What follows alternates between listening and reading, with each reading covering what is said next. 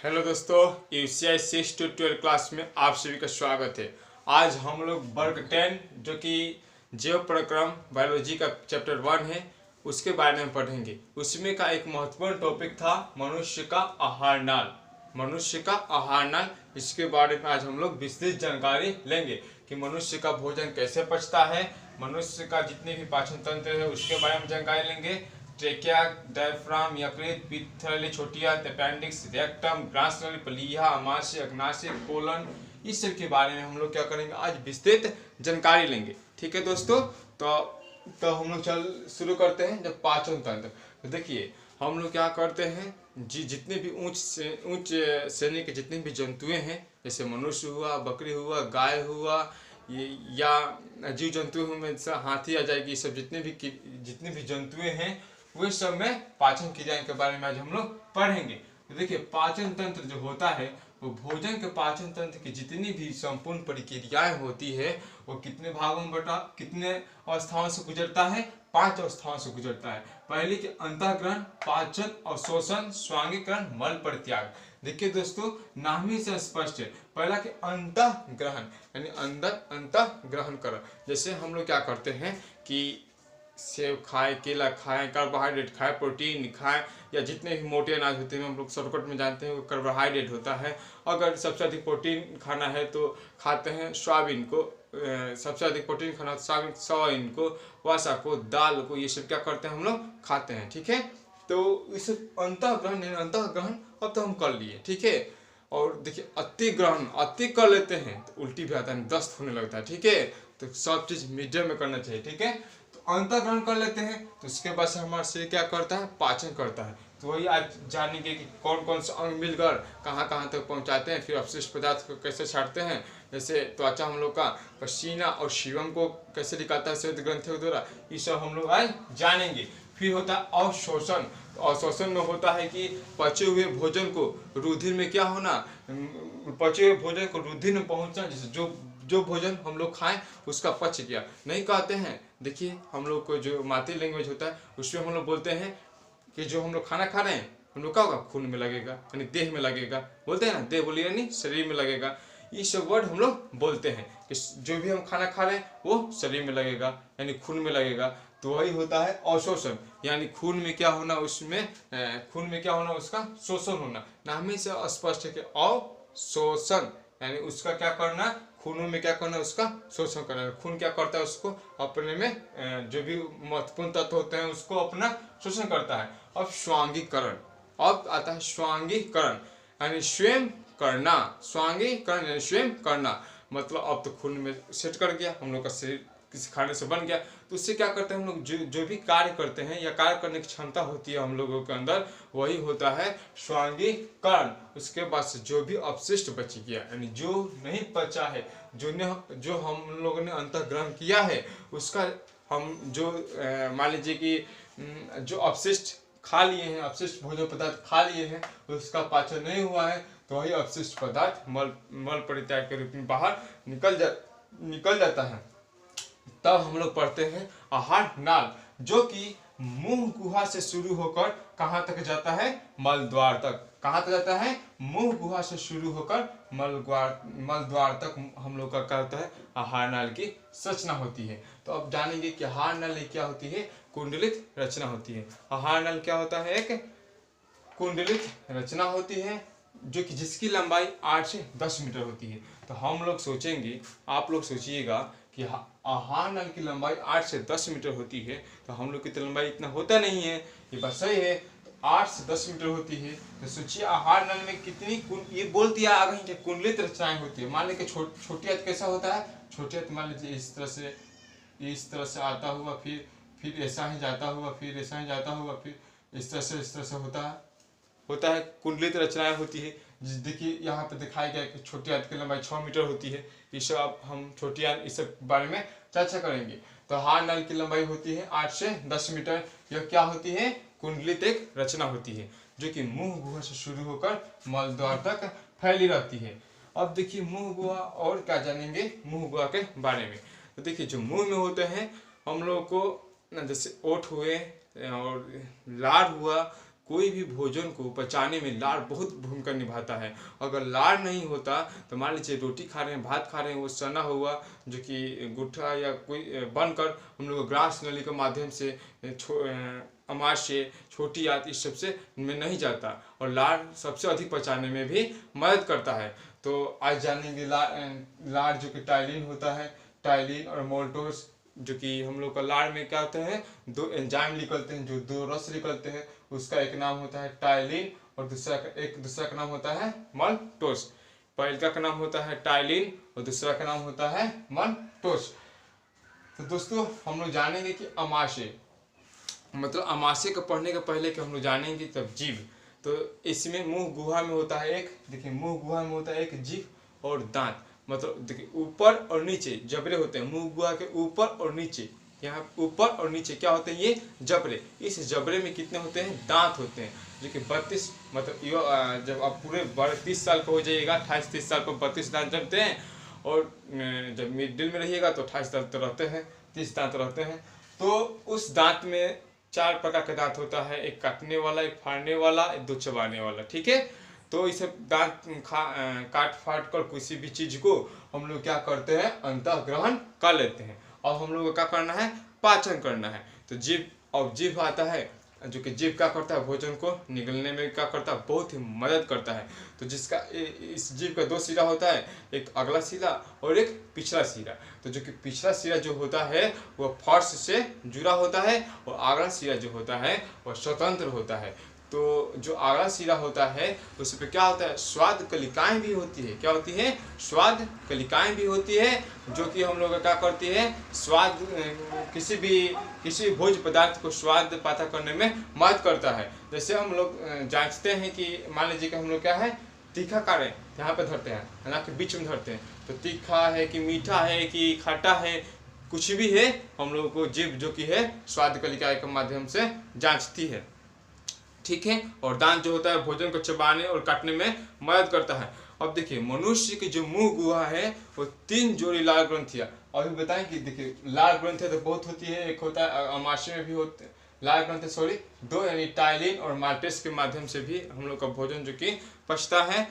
इससे निकलने वाली जो नलिकाएं होती है, लाल नलिकाएं होती है, मुंह गुहा से गिरता हुआ मुंह गुहा का पिछला भाग जो ग्रसनी, यहाँ पे दिखाया जाएगा। अब ग्रसनी जो होता है, ग्रसनी कहलाता है। इसमें 2 छिद्र होते हैं, एक निगल द्वार, एक कंठ द्वार। ग्रसनी में कितने, ग्रसनी जो है इसमें एक निगल द्वार होता है, देखिए यहाँ पे मान लीजिए किस तरह से रहता है, इस तरह से रहता है, ठीक है। यहाँ पे एक एपिग्लेटिस रहता है, निगल द्वार, एक कंठ द्वार।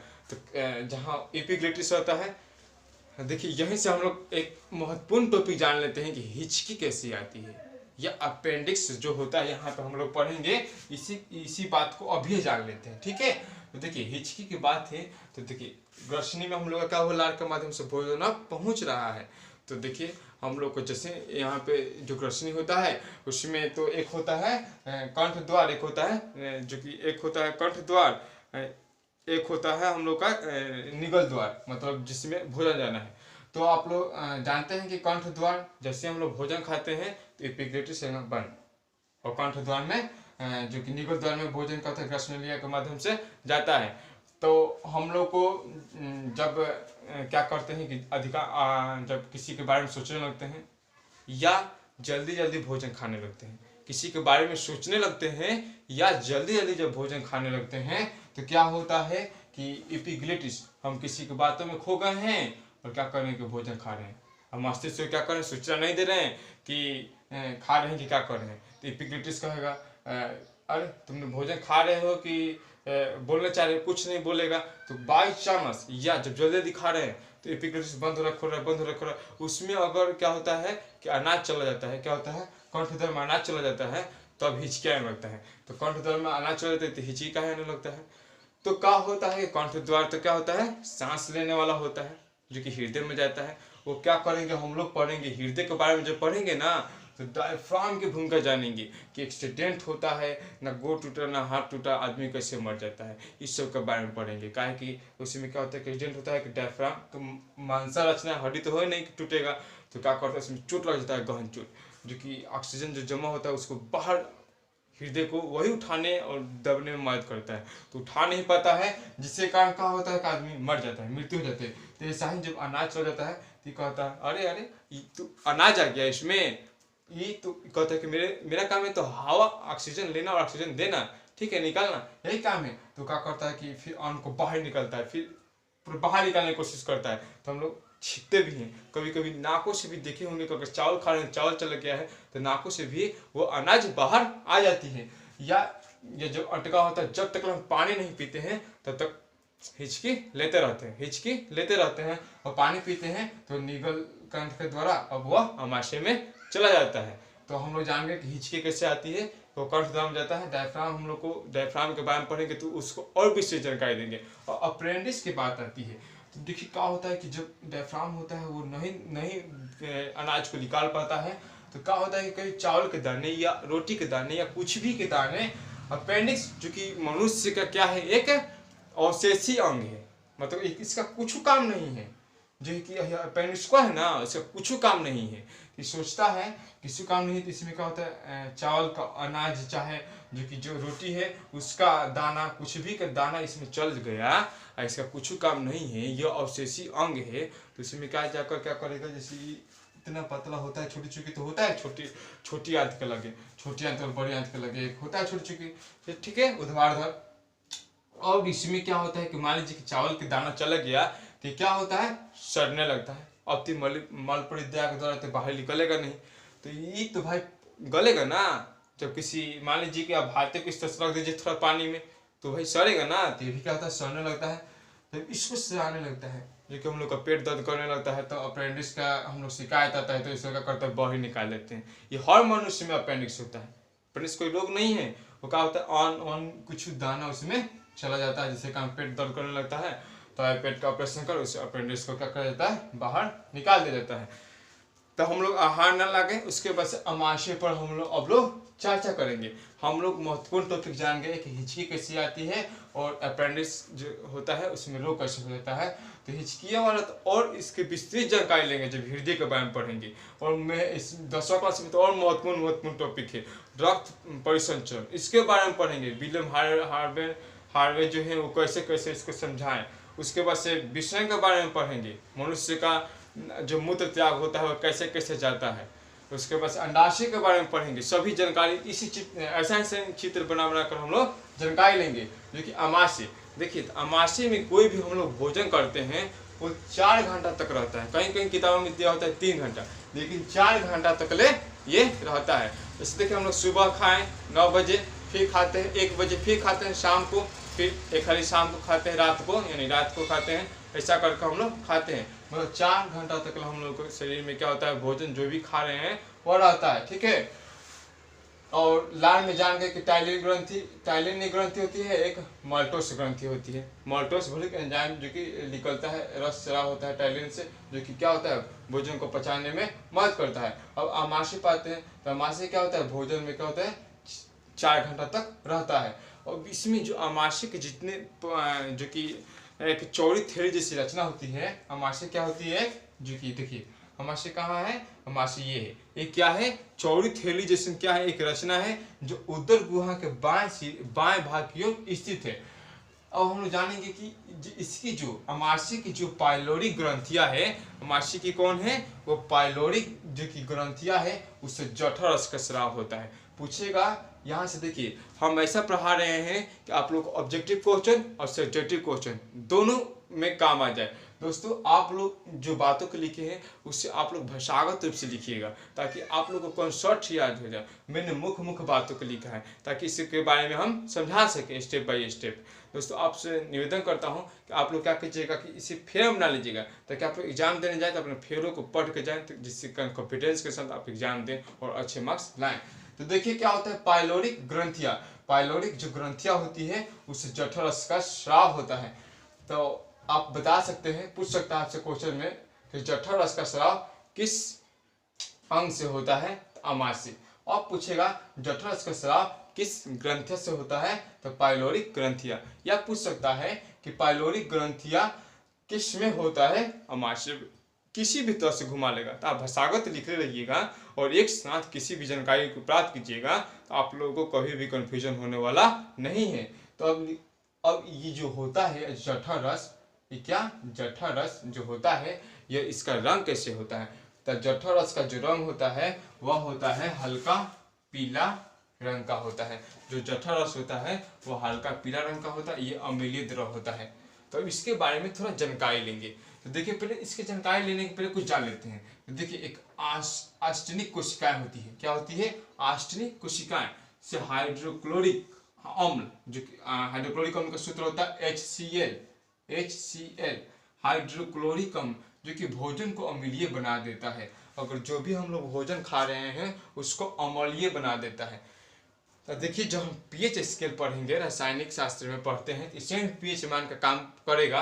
तो देखिए जो कि पीएच मान होता है यहाँ पे 1 से 14 तक तो होता है। तो जो 7 पर होता है वो उदासीन होता है, जो कि जल होता है। और 7 के जितने ही पहले आते हैं जिसका वैल्यू वो क्या होता है? अम्लीय होता है। और 7 के बाद वाले क्या होते हैं? क्षारीय। ये क्या होता है? अम्लीय हाई होता है, क्षारीय। ठीक है। तो देखिए क्या होता है? भोजन को पचाता अम्लीय बना देता है। ठीक है। तो अब देखिए क्या हम बता रहे हैं कि जठर रस जो कि हाइड्रोक्लोरिक अम्ल का स्राव होता है। आप अपने मम्मी से या पापा से, जीवन से क्या डांट कभी कभी सुनते होंगे। अगर आपने सुबह मान लीजिए कि टाइम पर खाना नहीं खाया, क्या किया? टाइम पर खाना नहीं खाया, तो आपके पेट में तो भोजन नहीं है, आपके आमाशय में तो भोजन नहीं है। तो क्या करता है? लगातार क्या करता है? जठर रस का स्राव करता है। क्योंकि एक स्वस्थ मनुष्य में ना 2 से 3 लीटर का जठर रस का स्राव होता है। तो स्राव करता है तो क्या होता है? पेट में अधिकांशतः अम्ल भर जाता है। या कभी हम लोग बहुत देर तक लोग भोजन नहीं करते हैं, जिससे कारण क्या होता है? जठर रस से अम्लीय रस का स्राव होने लगता है, जिससे कारण क्या होता है? पेट में अम्लीय क्या होता है? भर जाता है। क्या होता है? पेट में अम्ल भर जाता है, जिससे क्या होता है? हाइड्रोक्लोरिक अम्ल पूरा भर जाता है। जिससे हम लोग कहते हैं एसिडिटी का शिकायत, गैस का शिकायत रहता है। नहीं कहते हैं गैस जम गया, गैस हो गया, गैस हो गया कहते हैं।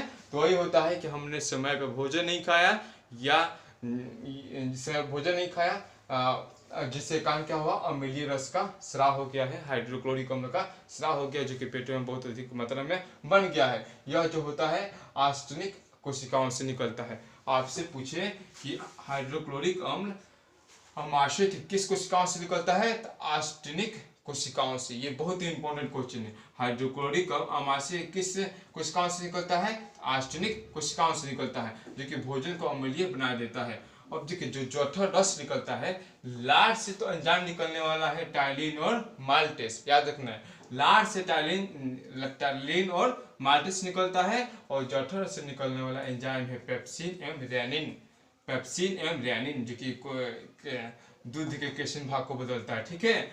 अब पाइलोरिक छिद्र द्वारा छोटी आंत में जाता है। अब जो कि अमाशय में तो भोजन चला गया है नीलकंठ द्वारा। देखिए यहाँ पे नीलकंठ द्वारा, देखिए यहाँ से जा रहा है अमाशय, जा रहा है यहाँ पे। तो अमाशय में तब नीलकंठ के माध्यम से भोजन चला गया। और क्या होता है? पाइलोरिक छिद्र द्वारा वह छोटी आंत में, जो ये छोटी आंत होता है, ये छोटी आंत में ये हम लोग का चला जाता है, जहाँ पाचन की पूर्ण क्रिया होती है। छोटी आंत में ही सबसे अधिक पाचन की क्या होती है? पाइलोरिक छिद्र द्वारा आंत में चला जाता है, छोटी आंत में चला जाता है, जहाँ पाचन की संपूर्ण क्रिया हो जाती है। यहाँ पे अब कोई भी चीज जो कि अपशिष्ट पदार्थ होता है वो बड़ी आंत में छोटी आंत से चला जाता है, जो कि कोलोन के माध्यम से जाएगा, और जो कि आएगा एक टॉपिक उसके माध्यम से जाएगा, बता रहे हैं। तो छोटी आंत होता है, छोटी आंत के बारे में हम लोग जान लें। तो जो कि मनुष्य की जितनी भी पाचन की क्रियाएं या उच्च श्रेणी की जितनी भी पाचन की क्रियाएं हो रही है, वो पाचन की यहाँ पे क्या होता है? पूर्ण क्रिया होती है, और पचे हुए भोजन का अवशोषण होता है। यहाँ एक इम्पोर्टेंट टॉपिक है कि जो भी हम लोग खाना खा रहे हैं उसके पचे हुए, जो कि यहाँ पर अवशोषण बोले कि जो कि खून से क्या होता है? खून में अवशोषण होता है, जब महत्वपूर्ण तत्व होते हैं। तो पचे हुए भोजन का अवशोषण कहाँ होता है? तो बताइएगा छोटी आंत में।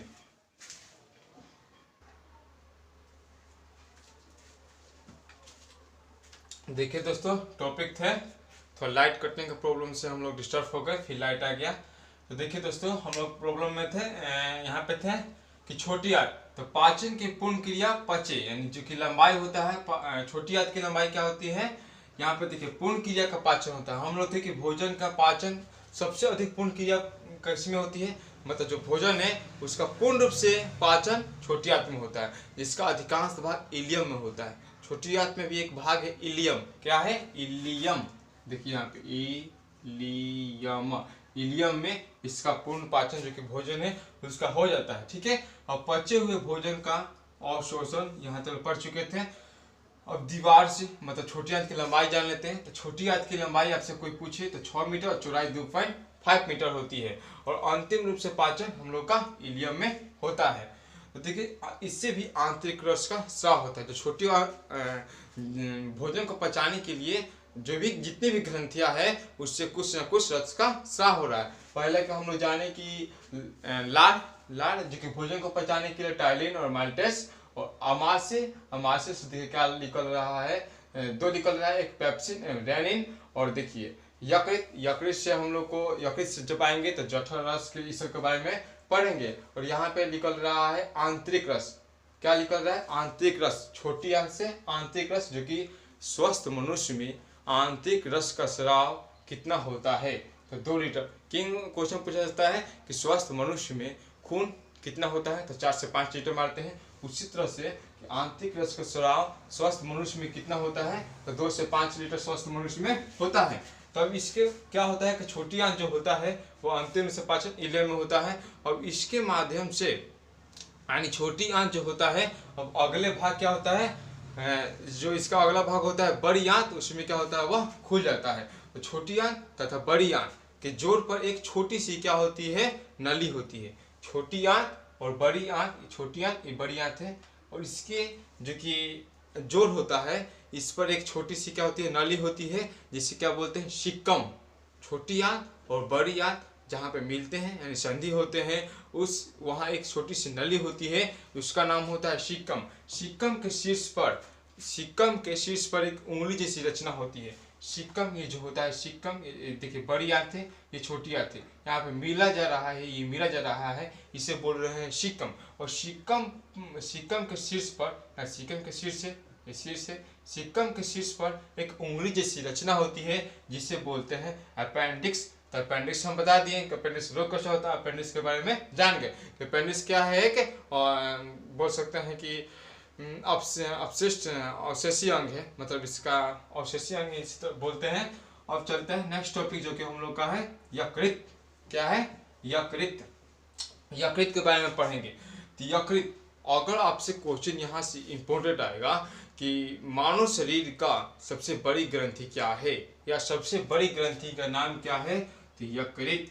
यह सबसे बड़ी ग्रंथि होती है। इसका वजन यानी यकृत का वजन 1.5 केजी से लेके 2 केजी होता है। सब चीज का वजन होता है। जैसे जो किडनी होता है वृक्क, वो 400 ग्राम से लेकर 500 ग्राम के बीच में होता है। वैसा वैसा सब किसी का वजन होता है।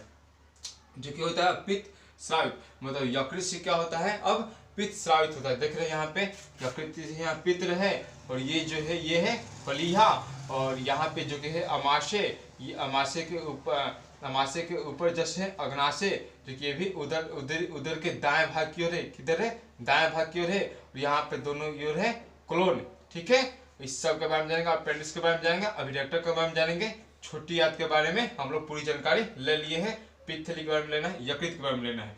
तो यकृत सबसे बड़ी ग्रंथि है, वजन इसका 1.5 ग्राम से लेकर 2 ग्राम होता है, और इससे क्या होता है, पित्त स्रावित होता है। और प्रोटीन को देखिए, जो भी हम प्रोटीन खा रहे हैं उसको कार्बोहाइड्रेट में कौन बदलता है। ठीक है, अगर आपसे क्वेश्चन आ जाए कि प्रोटीन को कार्बोहाइड्रेट में कौन बदलता है, तो यकृत बदलता है। प्रोटीन को कार्बोहाइड्रेट में यकृत से उत्पाद होता है। ठीक है, अब देखिए ये 2 प्रकार के प्रोटीन उत्पन्न करता है यकृत से उत्पाद प्रोटीन, यानी ये 2 प्रकार के प्रोटीन उत्पादन करता है। पहला कि फाइब्रिनोजेन, ये दोनों बहुत ही इंपॉर्टेंट है। पहला फाइब्रिनोजेन, यह क्या करता है कि रक्त थक्का बनाने में मदद करता है। जो कि फाइब्रिनोजेन होता है वो रक्त थक्का बनाने में मदद करता है। और हिपेरिन, हिपेरिन क्या होता है कि शरीर के अंदर रक्त को थक्का जमने से रोकता है। एक तो होता है फाइब्रिनोजेन जो कि रक्त में थक्का बनने में मदद करता है। देखिए दोनों कितना अच्छा है, अगर दोनों एक ही रहता, ये क्या करता है, थक्का मतलब सब थक्का जमने से रोकता है, जो कि हिपेरिन। पूछा जा सकता है आपसे क्वेश्चन कि रक्त को जमने से रोकने के लिए कौन सा प्रोटीन है, तो बताइएगा हिपेरिन।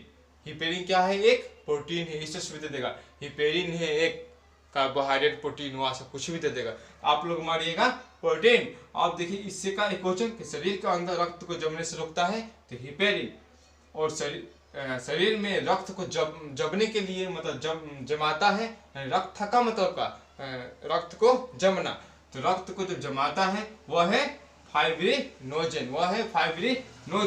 अब चलते हैं नेक्स्ट, जो कि यकृत में ही इम्पोर्टेंट टॉपिक है। यहाँ पे देखिए क्या होता है, जो कि हम लोग का रेड ब्लड है आरबीसी, उसका मृत्यु देखिए पलीहा, यहाँ है जो पलीहा और यकृत, पलीहा और यकृत में होता है।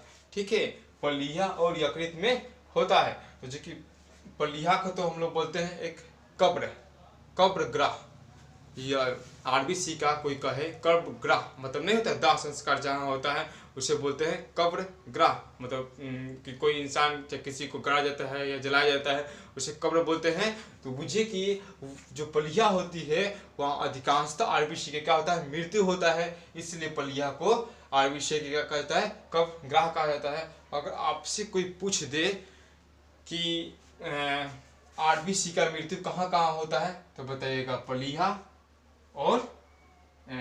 और यकृत। लेकिन कब्र ग्राह किसे कहा जाता है, तो पलिहा को। कब्र ग्राह किसे कहा जाता है, तो पलिहा को। यहाँ मृत आरबीसी का नष्ट होता है और शरीर के ताप बनाए रखने में कौन मदद करता है, यकृत। बताइएगा कि शरीर के ताप बनाए रखने में थोड़ी मात्रा में मदद करता है। देखिए आपको इसको परिभाषा क्या लिखना है, पहले तो आहार नल के बारे में आप लोग चाहिएगा तो मैट्रिक बोर्ड में आराम से सीख सकते हैं। पहले आहार नल आप लोग को दे देगा कि आहार नल चित्र बना दीजिए, इसके बारे में थोड़ा समझाइए। तो चित्र बना देना है और समझाना इतना नहीं है, थोड़ा थोड़ा समझाना है। देखो कैसे समझाना है, बताना है मुंह में बताना है लाड़ जीभ, इसके बारे में बताकर ट्रेकिया पता चलना, ट्रेकिया में नीलकंठ, ये सब बताते हुए तब आपको डायफ्राम ये सब मत बताना, आपको बताना डायरेक्ट अमाशय में बता देना ये 4 घंटा पाइलोरी ग्रंथ जठरस, इस सब बताते हुए फिर आना अग्नाशय पर थोड़ा बता देना। उसके बाद से आना यकृत में जो बता रहा हूँ उसको बात को थोड़ा लिख लेना। तब पित्त थैली, तब आप लोग का आ जाना है छोटियन बड़ियन रेक्टम। ठीक है, ऐसा कर आप लोग को बता देना। अभी हम आप लोग को सभी के बारे में विस्तृत जानकारी दे रहे हैं, ताकि आप लोग को जो कि ऑप्शन में आए या डीपली भी जाए एग्जाम, या थोड़ा हार्ड भी एग्जाम हो, आप लोग एक भी क्वेश्चन न छोड़ के आए। ठीक है दोस्तों, चलते हैं। तो देखिए यहाँ पे आरबीसी में क्या होता है, आरबीसी का नष्ट होता है, शरीर के ताप ये क्या करता है, यकृत का काम है बनाए रखता है। और थोड़ी मात्रा में, जो कि थोड़ी मात्रा में क्या करता है, यह लोहा बोले तो आयरन, कॉपर और विटामिन का क्या करता है, ये विटामिन का क्या करता है, ये थोड़ा मात्रा में उत्पाद करता है। ये तो प्रोटीन का उत्पाद करबे करता है। और कार्बोहाइड्रेट को क्या करता है, प्रोटीन को क्या करता है, कार्बोहाइड्रेट में बदलता भी है। और देखिए जो कि होता है लोहा, आयरन, कॉपर और विटामिन, इस सब को क्या करता है, ये थोड़ी मात्रा में उत्पाद भी करता है। जानते हैं दोस्तों कि अगर कोई जहर खा कर मर गया, या किसी को आप जहर देकर मार दिए, या कोई भी जहर हो, या कुछ भी खिलाए हो, या पक्षी को भी खिलाए हो, या जानवर को भी खिलाए हो, इसका पता जब आप उसका क्या कहते हैं पोस्टमार्टम होता है, तो यकृत फाड़ कर चेक किया जाता है। क्योंकि यकृत में क्या होता है, वो अभी जहर वो उपस्थित रहता है। तो जो व्यक्ति जहर खाकर मारे हैं या कुछ भी किए हैं, उसका पता किस अंग के माध्यम से लगाया जाता है, किस ग्रंथि के माध्यम से लगाया जाता है, तो यकृत। ठीक है दोस्तों, अब चलते हैं पित्ताशय। तो देखिए यहाँ पे है पित्ताशय, ये नाशपाती के आकार जैसा है, तो यही बता रहा है कि पित्ताशय नाशपाती के आकार यकृत से निकलने वाला पित्त होता है, यकृत से निकलने वाला। इसमें क्या होता है, यकृत से कौन सा एक रस निकलता है, पित्त रस निकलता है, जो कि पीले हरे रंग का क्षारीय द्रव होता है। ये इंपॉर्टेंट क्वेश्चन है, पूछ सकता है कि पित्त का रंग कैसा होता है, तो पीले हरे रंग का। और अम्लीय होता है कि क्षारीय, फिर क्वेश्चन आ जाएगा अम्लीय होता है कि क्षारीय, तो क्षारीय द्रव होता है। और देखिए हाइड्रोक्लोरिक अम्ल होता है, मतलब यहाँ से पूछ सकता है, ये भी हल्का पीला रंग का होता है, पाइलोरी जठरस। और जठरस कैसा होता है, अम्लीय द्रव। यही पर कंफ्यूजन मत होना, कि जठरस पूछेगा तो अम्लीय द्रव, और देखिए यहाँ पूछेगा किसका, कौन पूछेगा आपको, जो कि पित्त जो होता है, जो स्रावित होता है वो होता है क्षारीय द्रव। पित्त जो होता है वो होता है क्षारीय द्रव, जिसमें 85% पित्त में जो होता है ना जल होता है, और 15% पित्त वर्णक होता है। ठीक है, अब जो पित्त का पीएच मान होता है, क्षारीय है तो पीएच मान कितना होगा 7.7। पित्त का पीएच मान 7.7 होता है। यह भोजन के साथ आए हुए जितने भी हानिकारक जीवाणु होते हैं, जैसे हम लोग कुछ भी खा लेते हैं, चाहे मान लीजिए कि नाखून चबा, इसमें नहीं लोग कहता है कि जीवाणु जा रहा है, चाहे कुछ भी जा रहा है, चाहे सड़े गले फल खा लेते हैं, चाहे बासी भोजन खा लेते हैं, तो उसमें जो भी विषाणु फफूंदी कुछ भी होते हैं, उसको आए हुए भोजन के क्या करता है, यह नष्ट करता है। ठीक है, तो नष्ट करता है। आंत की आंत जो होता है हम लोगों का, जब भोजन अधिकांशतः करते हैं तो बढ़ता है, जब नहीं खाते हैं तो देखना अपने आप कम होता है। तो जो क्रामानुचन होता है, जो कि क्रामाकुंचन होता है, को गतिया को बढ़ाता है, और पाचन रस भली भांति मिल जाती है। जो पाचक जो रस होता है वो अप डाउन करता है, तो अपने में क्या होता है, वह मिल जाता है। अब जो कि एक टॉपिक है हम लोग का अग्नाशय पर चलेंगे। सभी टॉपिकों को जानकर फिर इसके बारे में विशेष जानकारी लेते हुए मध्यद्वार तक पहुंचेंगे। अग्नाशय यह क्या होता है, दूसरी बड़ी ग्रंथि होती है, इससे अग्नाशय नस निकलता है। मतलब आपसे कोई पूछे, मतलब आप लोग के एग्जाम में आए कि दूसरी बड़ी ग्रंथि कौन है, तो बताइएगा अग्नाशय। दूसरी बड़ी ग्रंथि अग्नाशय, इससे अग्नाशय रस निकलता है। यह भी क्या होता है, क्षारीय द्रव होता है। क्षारीय द्रव कौन कौन होता है, एक अग्नाशय, एक पित्त। अम्लीय द्रव कौन कौन सा होता है, अमाशय वाला रस होता है अम्लीय। ठीक है, और क्षारीय द्रव होता है जिसका पीएच मान 7.5 से लेकर 8.3 होता है। और मूत्र का अगर पीएच मान आपसे कोई पूछ दे, उसका पीएच मान याद पड़ गया 6 होता है, याद रखिएगा। मूत्र का पीएच मान होता है 6। अगर मूत्र विसर्जन में हम लोग आएंगे तो पढ़वे करेंगे कि जो कि मूत्र का रंग पीला किसके कारण होता है, तो बताइएगा यूरोक्रोम। क्या, यूरोक्रोम। देखिए यहाँ पे इस तरह से यूरोक्रोम के कारण मूत्र का रंग क्या होता है, पीला होता है। जो कि जो कि हम लोग का होता है ना हीमोग्लोबिन के क्या होता है, खंडन के कारण ये जो कि यूरोक्रोम का उत्पादन होता है। और मूत्र का जो कि गंध निकलता है वो तो यूरिया के कारण निकलता है, आप लोग अच्छी तरह से जानते हैं। और जो कि अमोनिया हुआ, यूरिया हुआ, इस सब का उत्सर्जन हम लोगों को मूत्र के माध्यम से ही होता है। तो देखिए इसमें तीनों प्रकार के मुख्य भोज्य पदार्थ जैसे कार्बोहाइड्रेट, वसा, प्रोटीन के पचाने के लिए एंजाइम होते हैं। मतलब अग्नाशय में जो कि मुख्य भोजन पदार्थ होता है कार्बोहाइड्रेट, सबसे अधिक हम लोग लेते भी हैं, वसा भी लेते हैं, प्रोटीन भी लेते हैं। इसके पचाने के लिए क्या है, यहाँ पे एंजाइम है, इसलिए इसे पूर्ण पाचक रस कहते हैं। देखिए यहाँ से महत्वपूर्ण क्वेश्चन बन सकता है ऑब्जेक्टिव में कि पूर्ण पाचक रस किसे कहते हैं, तो अग्नाशय। और देखिए विशेष एक करके पढ़ाने का मतलब ये भी है कि अगर आपको आ जाए कि अग्नाशय के बारे में लिखिए तो आप ऐसा भी लिख सकते हैं, अगर आपने नोटबुकों में ये इसको बात को लिखा होगा तब। दोस्तों देखिए ध्यानपूर्वक पढ़ना, ईमानदारी से पढ़ना सबसे जल्दी सफलता आप लोग को सफलता दिलाने में मदद करेगा। आप लोग ईमानदारी से पढ़िएगा, ठीक है। तो देखिए पूर्ण पाचक रस जो होता है वह अग्नाशय को कहते हैं। पूर्ण पाचक रस किसे कहते हैं, अग्नाशय को कहते हैं। एंजाइम जो होता है वो मूलतः प्रोटीन होता है। एंजाइम क्या होता है, इसका मूलतः प्रोटीन होता है, ठीक है।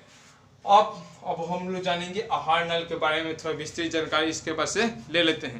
तो देखिए वो छोटी आंत जो होता है वो इलिया में क्या होता है, इसका पूर्ण पाचन हो जाता है।